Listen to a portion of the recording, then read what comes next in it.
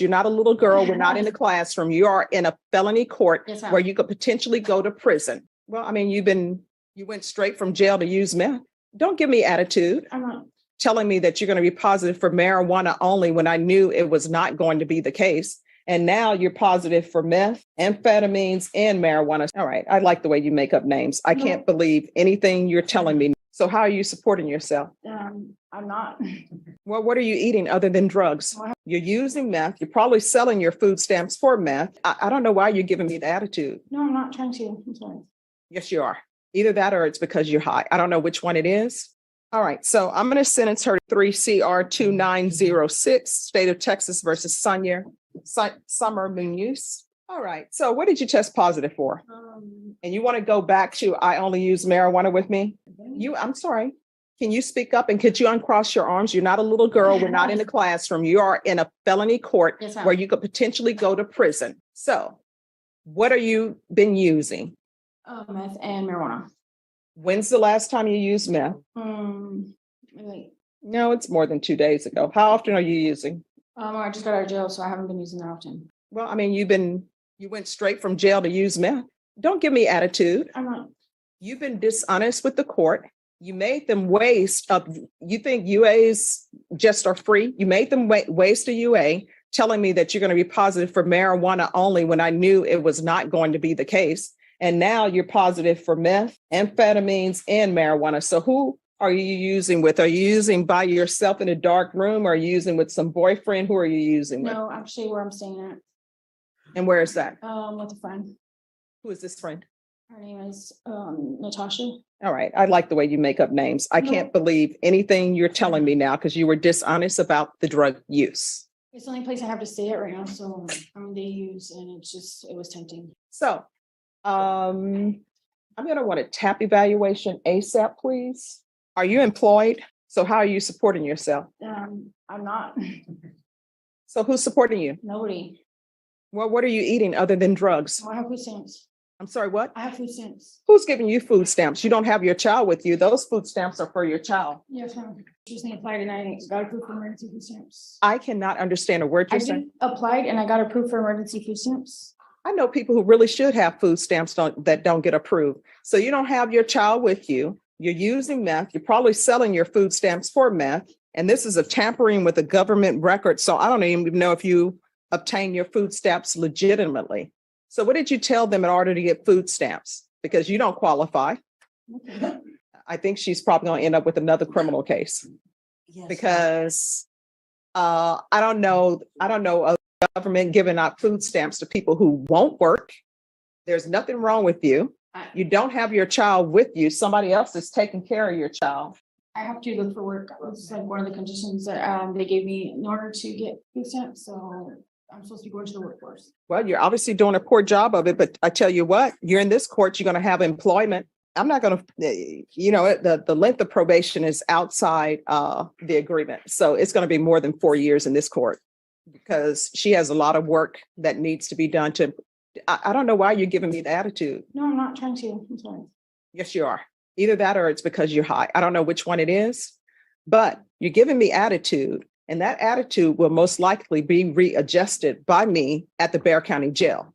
So I don't know if your attorney told you this, but I can send you to the Bexar County Jail as a condition of this probation. And I can also send you to the state jail facility as a condition of this probation for attitude readjustment. Do you want that? No. All right. So I'm going to sentence her to 6 years deferred adjudication. You're getting a job and there are plenty of jobs that are available. You're going to knock your pride aside. And if you're going to be flipping burgers at McDonald's or working on fries, you're going to be the best fry person you can be until you move up. You understand? Yes, ma'am. How far did you go in school? 9th grade. Why did you drop out? I had a problems at home. What were these problems? You using drugs? No, not necessarily. Just like things that were going on with my mom's marriage and everything else. And what's that tattoo on your neck? It says only the strong survive. All right. People love to put down sayings on their bodies because they can't remember them. All right. It's going to be a $1,500 fine probated. Proof of employment. It's going to be proof of full-time employment within 15 days. If you have to get 2 part-time jobs, you will get 2 part-time jobs for the court. Full-time employment is at least 40 hours a week.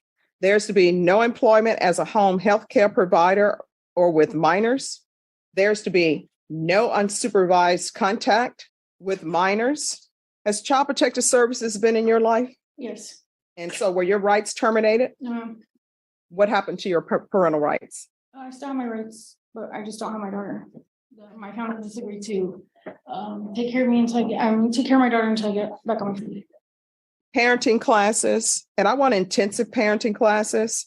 There's to be 150 hours of community service restitution that will not be waived. She has to do those. You're either going to get your GED or either you're going to get some sort of trade certificate. Take in consideration 2023 CR 2907, County Court Cause number 667-964, 685-144, 70047. I'm going to want a referral to felony drug court, TAP evaluation. If she's not accepted in felony drug court, we'll start with intensive outpatient treatment with probation. There's to be regular reporting by Zoom or in person. The UA hotline, and she's to be tested once a week. Make sure the levels are going down. If the levels start going up, issue a motion to revoke. And I'm going to want field visits 1 time per week until further notice. Probation, is there anything else she needs? Oh, I'm sorry, 1 time per month. Probation would have got a shock. Anything else you need from the court to be successful? Showing you what's entitled Trial Court Certification of Defendant's Rights to Appeal. Did you review that with your attorney? Did you understand it? And did you sign it? Yes, ma'am. Because this is a plea bargain agreement, because I followed your plea bargain agreement, and because you waived your right to appeal, you do not have the court's permission to appeal. Do you understand? Yes, ma'am. We can go off the record.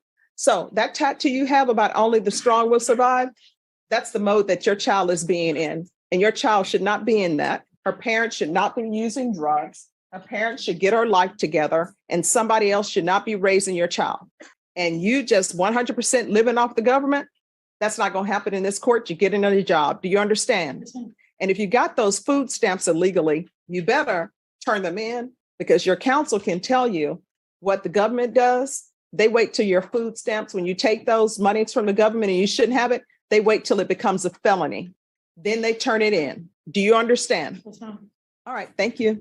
I don't mean to come off heartless, but some people genuinely drag society down with pure laziness. You've got hardworking families denied benefits. Meanwhile, this woman figured out how to exploit food stamps just to chase a high. That's not survival, that's parasitism. And the irony is why states create insanely strict rules that end up punishing people who actually need the help. Judges know this, and it's why Boyd isn't just annoyed, she's drawing a line. In court, wasting government resources on nonsense like this is almost as offensive as the crime itself. And here's the legal nugget. Food stamp fraud can technically carry up to 20 years if tied to larger schemes, though most cases get handled at the state level. So trust me, she's already lucky that Judge Boyd isn't throwing the whole book. Do you think this sentence hits hard enough to wake her up? Or is it just a speed bump she'll ignore? But don't go anywhere. The next case involves a felon caught with a weapon, and it gets heated fast. 23 CR 2970, State of Texas versus Moses Maldonado. Mr. Bonk, could you move your person down to that end?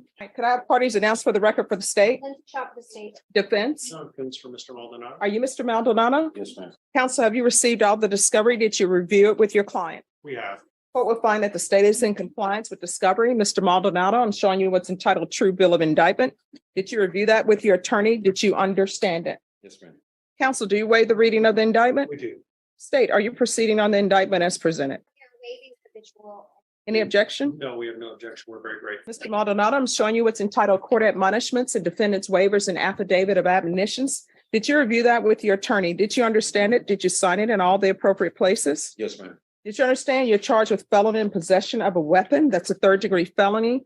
Range of punishment is anywhere from 2 to 10 years in prison and up to a $10,000 fine. Did you understand? Yes, ma'am. If you have a plea bargain agreement with the state, the court does not have to follow your plea bargain agreement. If for any reason the court does not follow your plea and gives you more than you bargained for, the fact that you entered a plea will not be used against you, and you will be allowed to withdraw your plea. Did you understand? Yes, ma'am. Did you understand you have a right to jury trial, a right for you or your attorney to cross-examine and confront any witnesses the state would call, and the right to remain silent? Yes, ma'am. Did you understand by entering this plea bargain agreement, you were giving up those rights? Yes, ma'am. And did you intend to give up those rights and enter into a plea in this case? Yes, ma'am. Only involuntarily waived and consented to stipulation of testimony and stipulations. Court will accept into evidence State's Exhibits 1 and attachments. The court will review the same. After reviewing State's Exhibits 1 and attachments, the court will find there is sufficient evidence to find you guilty, and the court will find you guilty. Are you proceeding with sentencing? Yes, Your Honor. All right. So the only issue I have a question about, what is the issue with the running concurrent? So he is on parole. He has a blue warrant pending currently. Obviously, we understand that parole ultimately is the one that gets to decide that, but it certainly would help if the court would notate on the judgment that it will run concurrent if he gets revoked on his revocation. All right. Anything you wish to say, Mr. Maldonado? Oh, man. All right. The court will follow your agreement. The court is finding you guilty. The court will sentence you to 6 years in the prison, give you credit for any time served. Court will take in consideration 2023 CR 2969. This will run concurrent with 2018 CR 9258W.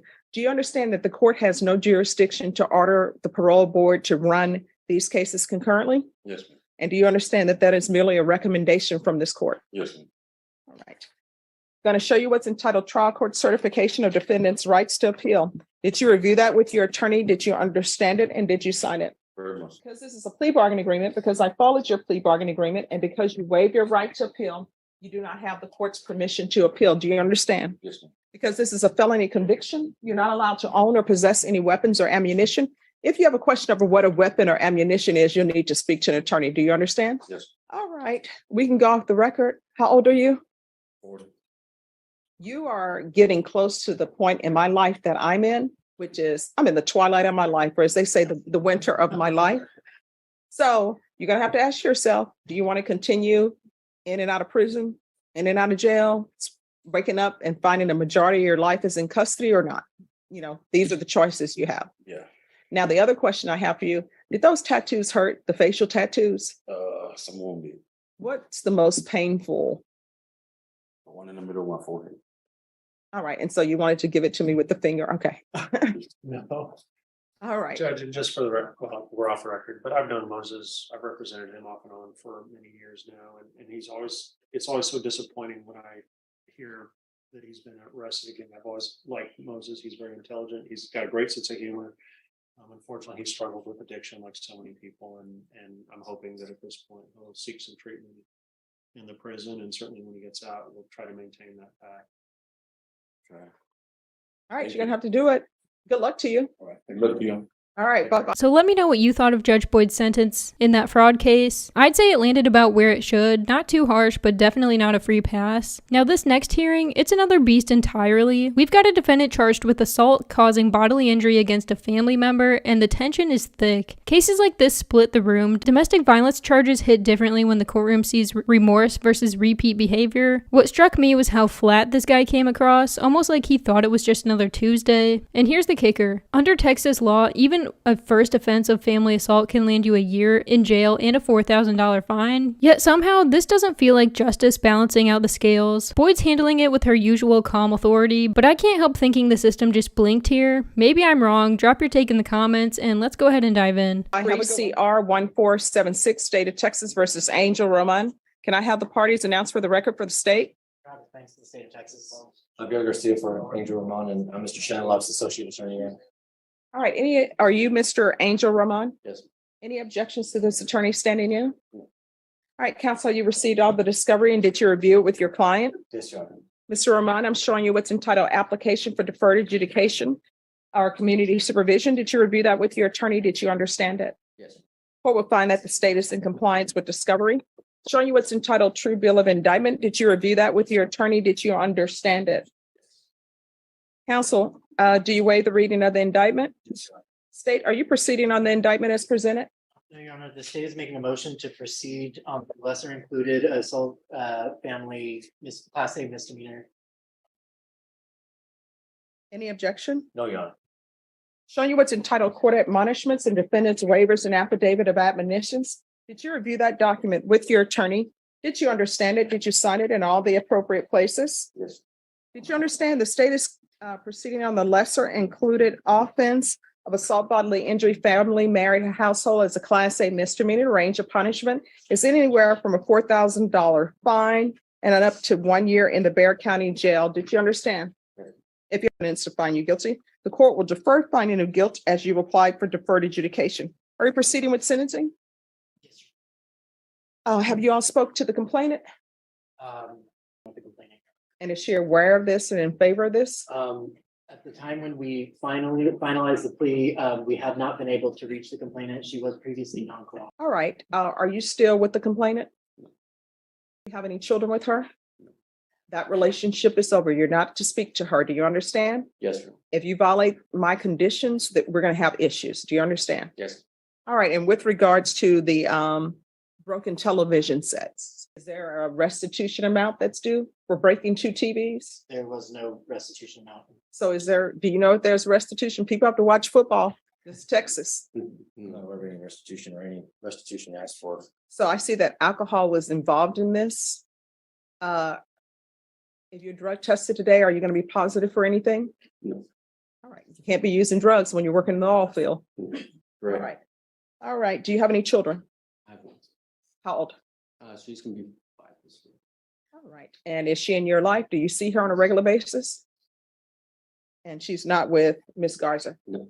All right. The court is going to sentence you to 1 year deferred adjudication. There's an affirmative finding of family violence, the BIPP course, no contact with Patricia Garza. I'm going to do 80 hours community service restitution. I'm going to order parenting classes. Once you've completed those, then the 80 hours will be satisfied. Regular reporting by Zoom or in person. Do you take UAs for your job? I know some do when they work in all fields, or is it only if there's an accident? I believe it's only when it's an accident. All right, we're going to do 90 sober meetings in 90 days. I know you are in the all fields, but sometimes they can have you do those online. Right. How are we going to handle the UAs?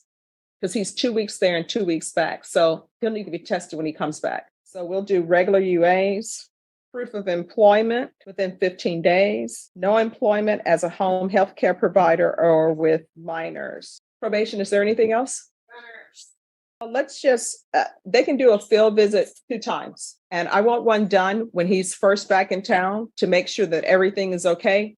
And then if everything is okay, they can do one more, just a spot check, random. All right, is there anything else you need from the court to be successful? No.